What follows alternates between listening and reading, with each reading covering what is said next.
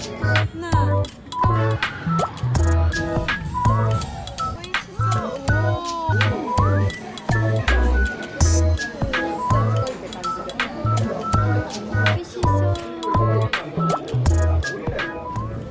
こんにちは、ココロです。今回は久しぶりにカフェで Vlog を撮ってみました。週末も遊ぶ予定があったので3日間の Vlog にしてみました。私が働いてたカフェなんですけど、なんと韓国のヨーグルトワールドのフランチャイズとしてまた大阪で出店したので、この日は初出勤で行ってきました。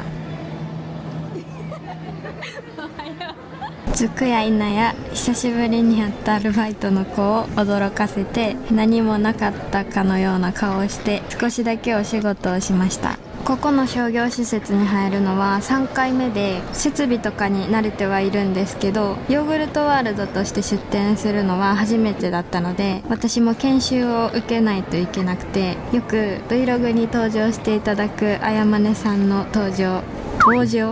着を待ちます。私のお仕事について質問をいただくんですけど、あんまりプライベートのお話は SNS 上でしてなくて、ざっくりなんですけど、お仕事は動画編集をメインにしています。で、たまにこうやってカフェでお仕事のお手伝いをさせてもらったりしてます。私はパソコンがあれば作業ができるので、韓国に長期滞在をする時もパソコンを持ってってカフェでお仕事とかをしたりしてます。たまに韓国に向かう空港でフォロワーさんに会ったりするんですけど、ドスッピンにメガネでパソコンを叩いてたりする瞬間を目撃されてしまったりするので、とても恥ずかしいです。以後気をつけます。見てください。今回のヨーグルトワールドの出店はなんとフロアのど真ん中にさせていただきました。韓国のヨーグルトワールドのクオリティそのままなのでめっちゃ可愛いです。ちなみに私がこの時ドハマり中のドバイチョコもあって、ヨーグルトアイスもね、韓国と種類が変わらないんですよ。こんなにいっぱい用意してます。で、ヨーグルトワールドのヨーグルトアイスって私韓国で2回ぐらい食べたことあるんですけど、ヨーグルトっぽい酸味がガツンってくるような感じじゃなくて、結構クリーミーで濃厚な感じ、アイスクリームに近いって言ったらいいんかな、そんな感じでめちゃめちゃ食べやすくて、私は大好きで、もうまかないを食べる気満々で出勤しました。あやまねさんと合流したので新しいエプロンをもらって、なんと今回は中に着る制服も支給してもらいました。こういう制服を着て接客業をするアルバイトとか学生時代にしてこなかったので、すごいワクワクしました。年々なくなってる記憶力を頑張って蘇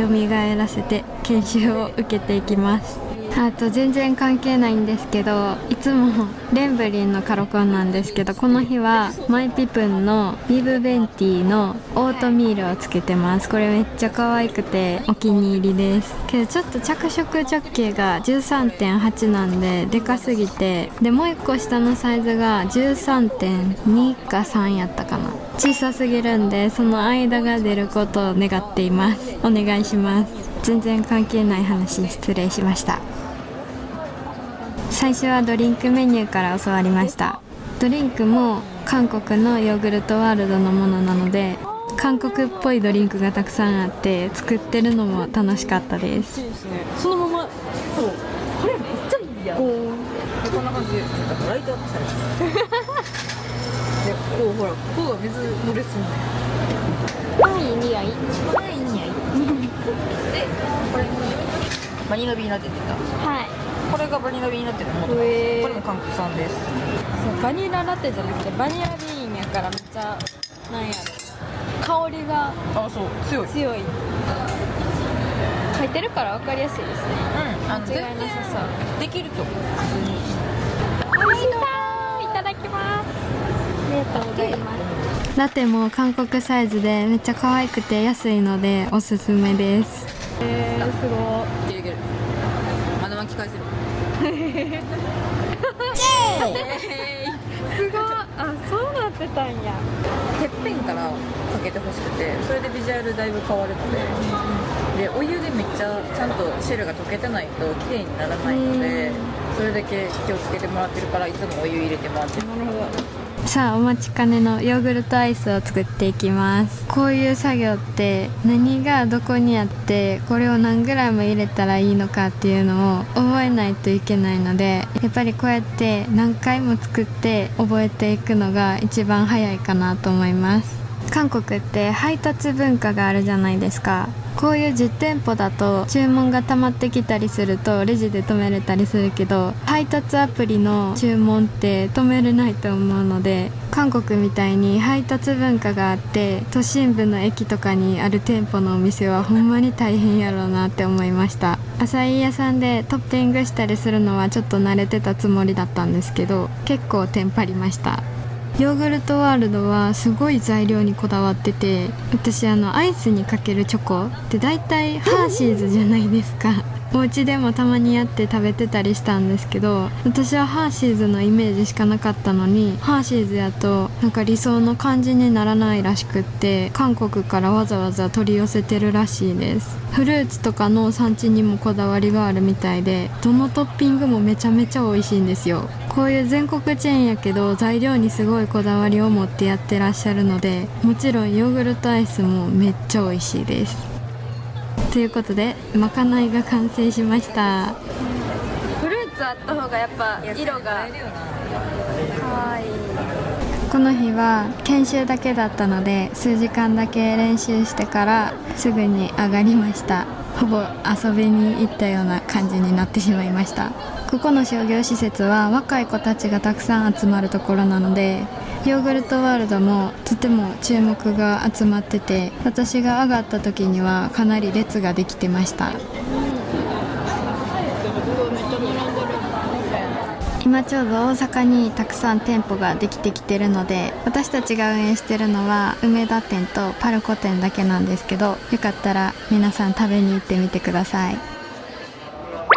2日目は東京に住んでる高校からの友達が関西に帰ってきてて、ユニバに行きたいってことだったので数億年ぶりに行ってきました。お昼ご飯を食べてから入ろうって言ってたんですけど、やっぱり関西を離れてるからなのかたこ焼きが食べたかったらしく、たこ焼きミュージアムに行きました。ここ私高校生の時にめちゃめちゃ行ってた記憶があります。年パスを買ってて学校終わりにユニバに行ったりしてました。大学でも多分2回ぐらい年パスを買ってハロウィンの時期とかよく行ってた記憶が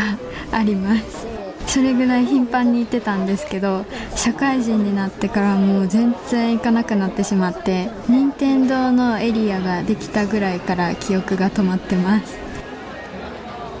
1日目に私普通に微熱やと思って、体温計ないからさ、ホテルに。そうやんな。そう、体温計なくて、なんかしんどいな、頭痛いなと思って、ちょっと風邪ひいたんかなぐらいに思ってて、で頭痛かったからさ、ロキソニンを飲んだわけよ。そしたら熱下がるやん、ロキソニン飲んだら。だから治ったと思ってそう、その後明日もしんどかったらやばいからスーパー行っとこうと思って、おかゆとかなんかいろいろ買ってから帰ってきて、そしたらまたなんかどんどんしんどくなる。明日もしんどかったら病院行こうぐらいに考えとって、そしたら次の日の朝起きて、あ、やばい寒いってなってそう、病院行ったら 38.5 って言われて、海外やし一人やし、確かに初めてそういうの。そう初めて、今までで1回まで。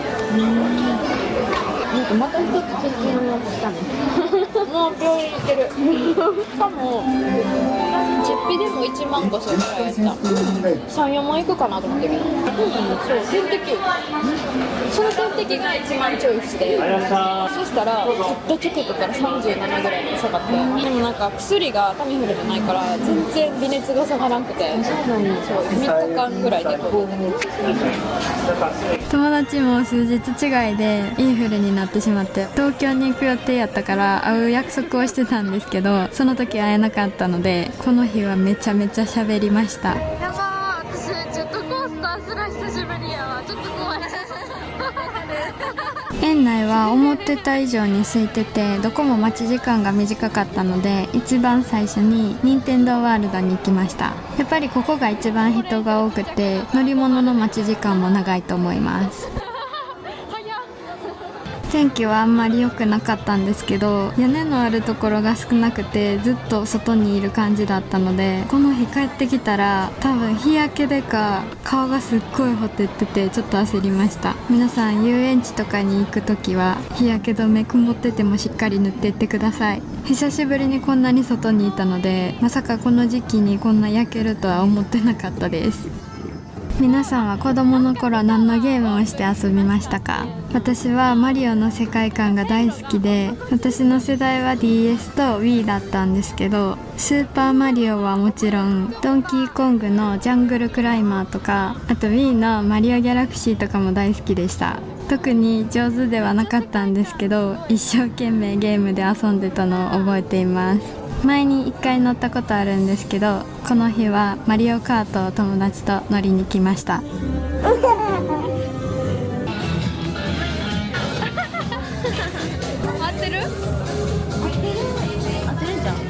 これはスコアを集めて楽しむゲームなんですけど、安定にこれもできなかったです。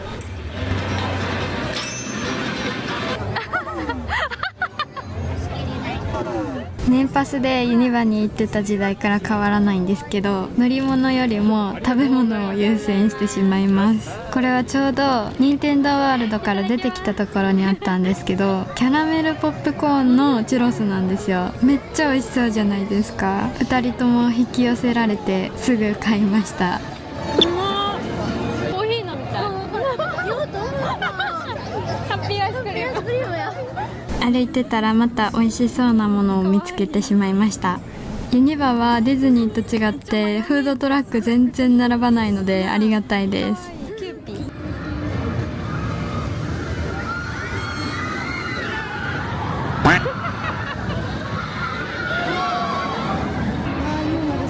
落ち着いた乗り物しか乗ってないじゃん。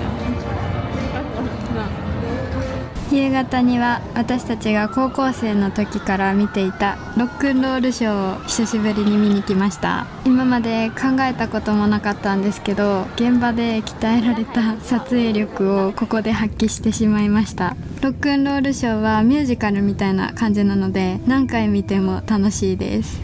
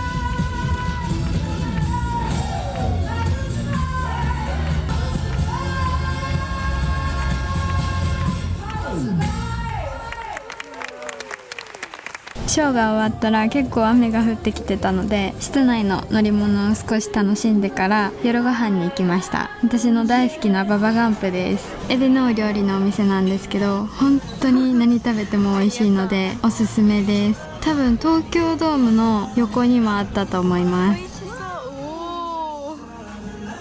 私任天堂のゲームをしていたとさっき言ったと思うんですけど、実はディズニーが大好きで、ディズニーチャンネルをずっと見て育ちました。子供の頃はみんな戦隊ものが好きだと思うんですけど、私はプリキュアとかカードゲームとかに全く興味がなくって、ずっとディズニーだけを見てました。小学校に上がってからもディズニーチャンネルが大好きでよく見てたんですけど、お母さんが K-POP も好きだったので K-POP とディズニー音楽を聴くっていう変な毎日を過ごしてました。小さい頃から音楽が本当に好きだったので、今でも音楽がないと生きていけないぐらい、朝起きた瞬間から曲を流して夜まで何かしら聴いてます。お料理の味いかがですか？美味しい。ありがとうございます。店員さんも優しくて超お腹いっぱいまで食べたのですごい幸せでした。今日一日外にいたんですけど日焼けした気がする。久しぶりになんかピリピリしてます、肌が。お風呂でしっかり顔は冷水で冷やしてきたんですけど、ちょっと気になるのでスキンケアしたいと思います。私もともと肌が結構赤みのあるタイプなんですけど、最近使ってるのがあって鎮静パックをよく私皆さんに紹介してると思うんですけど、今回はスキンケアをご紹介したいと思います。こういう日焼けした時、刺激を受けた時にぴったりなアイテムなんですけど、このアトパームのパンテノールクリームっていうスキンケアの最後の段階に塗るクリームですね。アトパームっていう韓国のスキンケアブランドさんなんですけど、赤ちゃんとか大人の乾燥肌とか敏感肌の方でも使えるスキンケアグッズを出されてて、韓国のクリニックさんで肌治療とか受けた後にクリームとか塗ってくださるじゃないですか。そういう時に使われるブランドさんです。これがパンテノールクリームっていうだけあって、パンテノール成分がだいたい韓国の鎮静系のクリームだと1から 5% が多いんですけど、このアトパームのパンテノールクリームは 10% っていう高濃度で入ってて、私みたいな日焼けした後の肌とか肌治療後の刺激を受けた肌にぴったりなクリームです。で、これなんと韓国の薬局で買えるんですよ。薬剤師さんとかがいる薬局で買えるんですけど、今日はこの薬局購入必須商品で日焼けした肌にスキンケアをしていこうと思います。で、クリームのテクスチャーは割とこってりこっくりですねこっくりしてます。ちょっと固めのテクスチャーで、こんな感じ。普段塗ってるスキンケアの最後の段階に塗るクリームよりもちょっとこっくりめ、固めなんですけど、めっちゃ伸びやすいんですよ。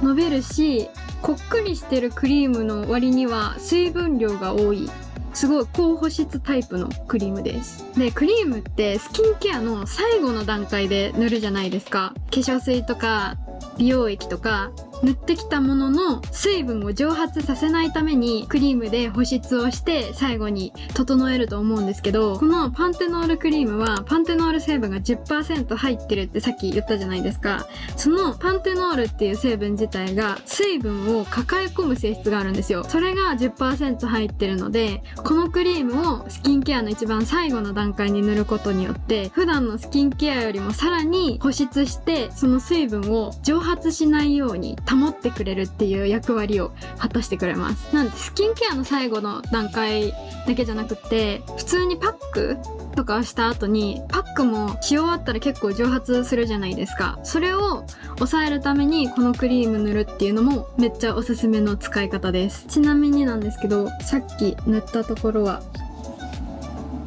しっかり伸ばすとこんな感じ。ちょっと私さっき手に量出したので塗りすぎなんですけど、でもこんな感じ。ツヤ肌って感じ。冬場とかってファンデーション乾燥して浮いてきたりするじゃないですか。だから敏感肌とかこのダウンタイムとか日焼けした肌にもいいんですけど、乾燥が気になる人もぜひ使ってみてほしいです。なんか9点の口コミとか見てたらアトピーの方とかも使ってらっしゃる方がいらっしゃいました。化粧のりが良くなりそうなしっとり感ぐらいの感じで、嫌なベタつきは全然ないです。肌が乾燥してきてしまうので顔に塗っとこうと思います。こんな感じ。私この辺がめっちゃ赤くなるんですよ、この小鼻の周り。 V ビームとかは結構受けてるんですけど、元々の肌が薄いので血管が透けてしまってすごい赤みが出ちゃいます。で、このパンテノールクリームは日焼けした肌とか肌管理でダメージを受けたお肌のバリアの改善とか乾燥によるかゆみを防いでくれます。やっぱりかゆみって乾燥が原因なので、しっかり保湿してあげることによってお肌の状態をより良くしてくれると思います。今日私日焼けもしてしまったので元よりちょっと赤みがひどめに出てたんですけど、このクリーム自体が赤み緩和ケアクリームって言われるぐらい赤みの改善に効果が期待できるクリームなので、しっかり塗って明日様子を見てみようと思います。じゃあちょっと髪の毛を乾かしてしっかり今日は休もうと思います。おやすみ。お疲れ様でした。おはようございます。今日はうちのカフェのアルバイトの子の送別会をします。4月から社会人になっちゃうのでお別れ会です。で、夜はお姉ちゃんと夜ご飯を食べに行く約束をしてるので、朝仕事してお昼ご飯食べに行ってカフェで作業して夜ご飯に行こうかなと思います。いつもやと日焼けしたら次の日めっちゃ赤み出たりヒリヒリするんですけど、今日は赤みとかも気にならず、乾燥による痒さとかも全然ないです。これ高保湿なんでファンデのりもめっちゃ良くなって超お気に入りです。皆さんもよかったらココ塗り薬局っていうカンナムのめっちゃ大きい薬局でも購入できるので、韓国に行く機会がある方はぜひこのアトパームのパンテノールクリームを探してみてください。お友達に会うのでしっかりメイクをしてちょっとお仕事してから行こうと思います。おはようございます。これなんか髪色落ちました？1日で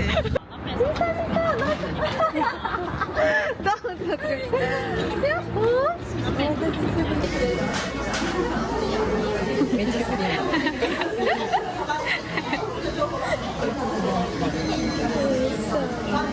やばいよな。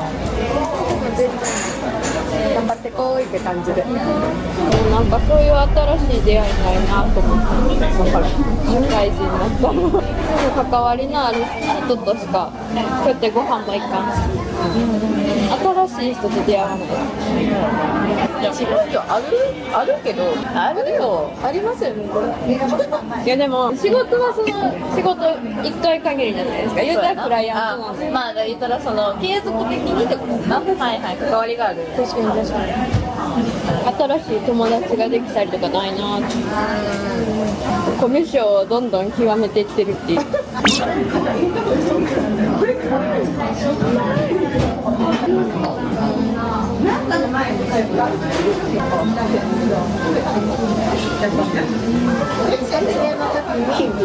ケーキまで食べて解散した後はまたカフェに行って一日中お仕事をしてました。この日の夜はお姉ちゃんと合流してお寿司を食べに来ました。個室の回転寿司でちょっと高級感があって、しかもお寿司もどれもめっちゃ美味しかったです。たらこ白子たら白子天ぷら。これそれ白切りやねんけど。お姉ちゃんとは友達よりも会ってるので、内容のないおバカみたいな会話をたくさんしながらいつもご飯を一緒に食べてます。この週の週末はずっと外食続きで美味しいものをたくさん食べてしまったので、次の週からはしっかりジムに行って少しだけ運動しました。この時はたまたま友達に会う約束がたくさんあったのでカメラを回してみたんですけど、普段の私はこんな感じで生活してます。もちろん毎週こんな感じじゃないので心配しないでください。私が日本にいる時の Vlog もまた撮ろうと思ってるので次回も楽しみにしててください。じゃあまた次の Vlog でお会いしましょう。アンニョン。